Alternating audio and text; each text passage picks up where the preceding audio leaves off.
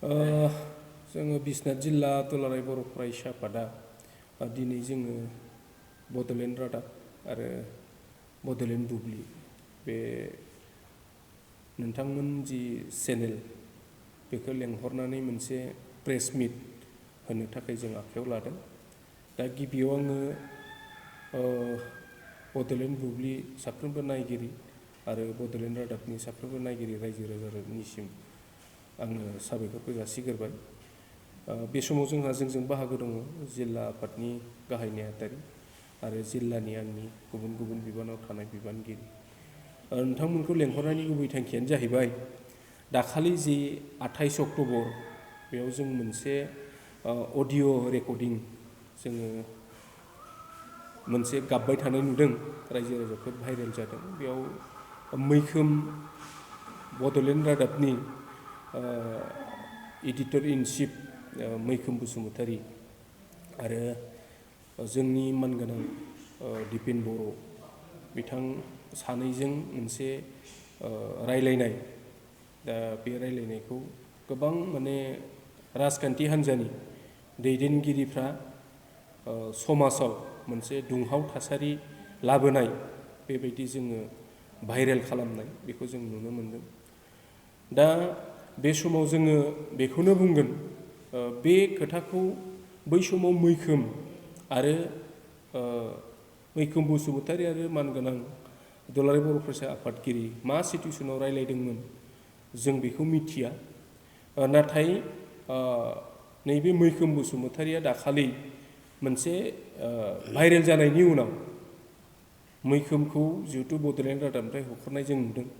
बिनि उनाव जोंनि मानगोनां आफादगिरि बिथांजों दाजाबनानै मोनसे नंथारै मोनसे अडिअ' रेकर्ड दामबाय थानाय बेयो जोंनि समाजनि थाखाय थिग जायाखै। मानो होननानै बुङोब्ला बै समाव जोङो गोसोआव दङ एसे जे जेब्ला जोंनि मोनसे बिटिआर एकर्ड एग्रिमेन्ट जादोंमोन 2020 मायथाइनि 27 जानुवारियाव। बिनि उनाव मोनसे पिस एकर्ड जादों। बिनि उनाव गासै एनडिपि जि मोनब्रै फेक्सन बिथांमोना ज' जानानै बे एकर्डखौ खालामदोंमोन। नाथाय जोङो नुदों बै समाव एकर्डनि उनावनो बारग' बिटिसिनि चिफ हाग्रामा महिलारिया जे बिथाङा बुंदों जे नैबे बिटिआरआ गोजोन गोरोबथा नङा, बियो मोनसे असान्तिसो। बे समाव असान्ति खालामग्राया जों सानो बेखौ माने हाग्रामाया गोसो थुनज्लायनायनि जि मोनब्रै फेक्सना फैखांनायनि उनाव मोनसे असान्ति खालामनो थाखाय बिथाङा हाथियार हमग्रानिफ्रायनो गोदान मोनसे हानजा जोनोम जाहोनाय बै समाव एकर्डनि बोसोरसेसो उनाव बियो सोलिफिनदों राजखान्थिनि षड़यन्त्रआव। दा बै समाव दिपेन बर' बिथाङा बुंदों सान्ति एबसुनि थाखाय बियो गोजोन सान्ति। बिथाङा बुंदों माने सान्ति फैबाय। दानि बिटिआरनि चिफ प्रमद बर' बिथांमोनहा बुंदों सान्ति फैबाय। एनडिपिनिनो बै समनि जायफ्रा एकर्ड खालामगिरि बिथांमोनहा बुंदों फेरेंगा बसुमतारी दानि इएम बिथांमोन एनडिपिनि एस फ्रेक्सननि आरो एनडिपि पिनि गबिन्द बिथांमोनहा पिस फैदों होनदों। नाथाय बे समाव मोनसे पलिटिकेल हान्जानिफ्राय जेब्ला असान्तिया फैदों होननानै बुंबाय थानायाव जेब्ला बड'लेण्ड रादाबनि मैखोम बसुमतारीया आफादगिरिखौ फन खालामनायाव हयथ' बिथाङा सिटुवेसनखौ नायनानै जुदि सान्तिया फैयाखैबा असान्ति जादोंबा बे बाथ्राफोरखौ बिनि माखासे हाथियार हमनाय गावलांनो नागिरनाय बे बाथ्राखौ फेरेंगानाव सोंनो थाखाय सिटुवेसनखौ नायनानै थासारिखौ नायनानै बिथाङा हयथ' फेरेंगाखौ बुंदोंमोन। नाथाय बेखौनो एसे दानस' दुनस' खालामनानै जिहेथु नैबे निउस चेनेलफ्राव इउटुबारफ्रा एसे दानस' दुनस' खालामनानै खोथाफोरखौ मोजाङै होजोबाबालानो मोनसे माहारि आफादनि दैदेनगिरि मानगोनां दिपेन बर' बिथांखौ बेबायदि खालामनाया माखासे गावसिनि राजखान्थि बेनिफिट मुलाम्फानि थाखाय बेबायदि माहारि आफादखौ समाजनि गेजेराव रायजोनि गेजेराव लासिं सिं खालामनाया बियो जोंनि थाखाय थिग जायाखै। दा बे समाव जोङो दुखु मोननाय फोरमायदों। बिनिखायनो मानगोनां रायजो राजा नोंथांमोन जों खावलायो दिनै जिबायदि माखासे राजखान्थिनि थाखाय राजखान्थि मुलाम्फानि थाखाय नंथारै खोथाफोरखौ बानाय माखासे मानसिफ्रा बेबायदि मोनसे गोथार आफादनि सासे आफादगिरिखौ बियो माखासे मानसिफ्रा समाजनि गेजेराव बेखौ दामथिंबाय थानाया जोंनि बियो थिग जायाखै। बिनिखायनो दिनै जोङो बिश्वनाथ जिल्ला दुलाराय बर' फरायसा आफादनि जानानै जायफ्रा बेबायदि खालामबाय थादों, जायफ्रा राजखान्थि खैसानि थाखाय बिदि खालामनो सानदों, बेखौ जों मालाबाबो खिन्थु जोङो सिरि थानाय नङा। दुलाराय बर' फरायसा आफादा मालाबाबो बर' हारिनि थाखाय फेरलेबसेबो खहा जानाय, बर' जाथिनि थाखाय माबा मोनसे खहा जानाय बेबायदि खामानि मावाखै। जेराव दिनै दिपेन बर'आ हारिनि थाखाय, बर' जाथिनि थाखाय, बर'खौ गोजौआव, बर'नि मानखौ, बर' हारिनि मानखौ गोजौआव लांनो थाखाय बिथाङा जेब्लानो प्रेसिडेन्ट बिबान मोनदों अब्लानो गावनि गथ' गथाय न'खरखौ नायनांगौमोन। नाथाय बिथाङा थाखानाय जि साकरि, बे साकरिखौ गारनानै बर' हारिनि थाखाय बिथाङा दिनै जाथिनि थाखाय दिनै सार्भिस होदों। दिनै जायफ्रा बेखौ दामथिंदों, जायफ्रा दिनै जों बुंगोन थोंजोङै बिपिएफ हान्जानि गोबां आइटि सेलनि मानसिफ्रा, जायफ्रा माने राजखान्थिनि बेनिफिटनि थाखाय, गावनि माबा मोनसे मोननांगौ बेनिफिटनि थाखाय बिथांमोना माने दामथिंगासिनो, जों बिथांमोनखौ बुंनो सानदों नोंथांमोना बेबायदि साख्रि गारनानै बर' हारिनि थामोनथा आरो रैखाथिनि थाखाय मालाबा माबा मोनसे फेरलेबसे नोंथांमोना सम होदोंना, बेखौसो आं सोंनो लुबैदों। दिनै जोङो नुदों मानगोनां दानि आफादगिरि दिपेन बर'खौ गोबां गाज्रि माने दिपेन बर'आलायनो एबसुआव बिबान लाबाय थायोबा एबसुआ जोबस्रांगोन। जों दिनै बुंगोन दिपेन बर' बायदि साख्रि गारनानै बड'फा उपेन्द्रनाथ ब्रह्मनि उनाव सेकेन्ड मानसियानो दानि मानगोनां आफादगिरि दिपेन बर'। बेयाव माने बे खोथा बुंनायखौ जोङो गोबां दुखु मोनदों। आरो बेजोंनो सासे गोबां दायो ओरैबायदि माने मानसि ओंखारदों, जाय बै समाव बिथाङा दुलाराय बर' फरायसा आफादनि बिथाङा लोगो गाहाय नेहाथारिमोन कास्टम बसुमतारी। बिथाङा दाख्लै जोङो बिथांनि गावनि पेजआव जों नुदों, बिथाङा ओरैबायदि बुंदों दिपेन बर'खौ बिथाङा बड'फानि आदर्श, बड'फानि माने माखासे थांखि जि सिमां, बिनि खोथाखौ बिथाङा बुंनो फैदों। बिथाङा दिपेन बर'खौ फोरोंनो फैदों। नाथाय आं बिथांखौ दिनै बुंगोन, जोङो बिश्वनाथ जिल्ला दुलाराय बर' फरायसा आफादनि जानाय जों बिथांखौ बुंगोन, बिथाङा बुंनांगौ जाहैबाय बिथाङा सासे दुलाराय बर' फरायसा आफादनि बारगा खामानि मावनायनि थाखाय जाथावि माखासे एबसुआव थानानै गाज्रि माखासे जुनार आखु दिन्थिनायनि थाखाय बियो दिनै एबसुनिफ्राय होखारजानाय। दिनै नोङो बेसेबां आदर्शनि खोथा बुंबाय, बिराद आदर्शबाननि खोथा बुंबाय, बड'फानि खोथा बुंबाय। दिनै आं बुंगोन कास्टम बायदि मानसिया बड'फा उपेन्द्रनाथ ब्रह्मनि मुंखौ लानो साजिया। मानोना बियो एबसुआव थानानै एबसुनि थांखि संबिजित, बिथाङा बे संबिजित बायदि बिथाङा खामानि मावनो हायाखै। बिनिखायनो बिथांखौ गेजेर ससेयाव दिनै दुलाराय बर' फरायसा आफादा बिथांखौ दिनै बहिष्कार खालामनो गोनां जादों। नाथाय बेबायदि मानसिया दिनै मानगोनां दानि आफादगिरि दिपेन बर' बिथाङा माने गोबां माने एडभाइस होनो थाखाय बिथाङा खोथा बुङो। नाथाय दिनै बेबायदि कास्टम बायदिनि जि बुंनाय, बे बुंनायखौ मालाबाबो रायजो राजाफ्रा खोनासंनाङा।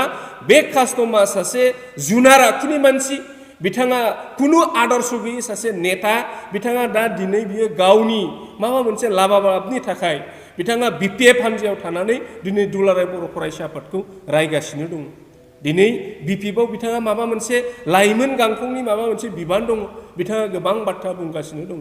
दिनै जों बेखौ खिन्थु मालाबाबो जोङो सैज्य खालामनो हानाय नङा।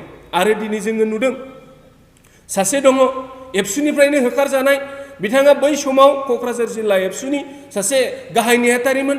बिथाङा जेराव दुलाराय बर' फरायसा आफादा जोङो जौ जुवा फुजा मेलाफ्राव जौ जुवा होनायखौ बन्द' खालामो, नाथाय बिथाङा सासे गाहाय नेहाथारि थानाय समाव जुवा होनायनि मुङाव जुवादारफोरनिफ्राय बिथाङा फैसा लाखुमानानै दिनै जिल्ला एबसुनिफ्राय बिथाङा एरख'जादों। दिनै बेबायदि माखासे एबसु बायदि माखासे गोथार आफादाव थानानै जायफ्रा एबसुनि आदर्शखौ एबसुनि संबिजितखौ बिथाङा संबिजित खारनो हायाखै बेबायदि मानसिफ्रा दिनै खारै खारै बिपिएफआव जमा जानानै दङ आरो बयनिख्रुइ रायग्रा मानसिफ्रा दायो बिसोरबायदियानो दा बिनिखायनो मानगोनां रायजो राजा नोंथांमोन दिनै जायफ्रा दिनै दुलाराय बर' फरायसा आफादखौ रायदों बेबायदि माहारि आफादखौ रायदों दिनै बिथांमोना समाजनि हारिनि थाखाय मा खामानि मावबोदों नोंथांमोना बिसोरखौ नाय दिनै बिनिखायनो जोङो प्रहलाद बसुमतारी आरो जोंहा कास्टम बसुमतारी बिथांमोननि जि मा होनो आसारखान्थि आखल आखु बिथांमोननि आखल आखुखौ एसे नोंथांमोना सिनाय बिनिखायनो दिनै जोङो बिस्वनाथ जिल्ला दुलाराय बर' फरायसा आफादनि जानानै प्रहलाद बसुमतारी आरो जोंहा कास्टम बसुमतारी जि दा माने खोथा बुंबाय थानाय बिथांमोननि बुंनाया एकदमबारे ओंथि गैया जुक्ति गैया गावसोरनि आखल आखुआनो जाया दा बिनिखायनो आङो गासै नैबे बड'लेण्ड बुब्लि नायगिरि आरो बड'लेण्ड रादाबनि नायगिरि बिथांमोनखौ आङो खावलायगोन बिथांमोना दा जि एलिगेसन होदों बियो मालाबाबो नङा आरो एबसु बायदि गोथार आफादा मालाबाबो फेरलेबसेबो बर' जाथिनि खहा जानाय बर' जाथिनि जोबस्रांनाय बर' हारिनिखौ मालाबाबो जोङो गाहाय थाखोआव थांनाय दुलाराय बर' फरायसा आफादाव थानानै रावबो बेबायदि गाज्रि खामानि मावनो हाया दा बिनिखायनो जोङो नोंथांमोनखौ खावलायगोन नोंथांमोना दिनै गोबां राजनितिगिरिफ्रा गावसोरनि मुलाम्फानि थाखाय दिनै गोबां माने पर्टेल निउसनि जायफ्रा पर्टेल सालायो जायफ्रा माबा खालामो मिडिया आइटि सेलनि मानसिफ्रा आल भाल दिनै बखिगासिनो दङ दा बिनिखायनो दिनै जों दुलाराय बर' फरायसा आफादा बेखौनो खावलायगोन बिस्वनाथ जिल्ला दुलाराय बर' फरायसा आफादनि जानानै जों खावलायगोन दिनै जों बेखौनो गोजोननाय दङ जोंहा दिनै दिपेन बर' प्रमद बर'नि दैदेननायावनो दिनै जोङो बिस्वनाथ जिल्लाया थांनाय 2020 मायथाइनि 27 जानुवारिनि एकर्ड बायदि जोङो 3.1 आव थानाय बायदि दफा बायदि दिनै नैबे बिस्वनाथ हालामनिफ्राय गासै 42था गामिया दिनै जोङो बिटिआरआव हाबबाय बियो अदालगुरि जिल्लाजों सरजाब जानानै दङ दा बेजों लोगोसे माखासे गोबां गामिफ्राबो दिनै लिस्टआव दङ बियो हयथ' खोब खम समनि गेजेराव जोंनि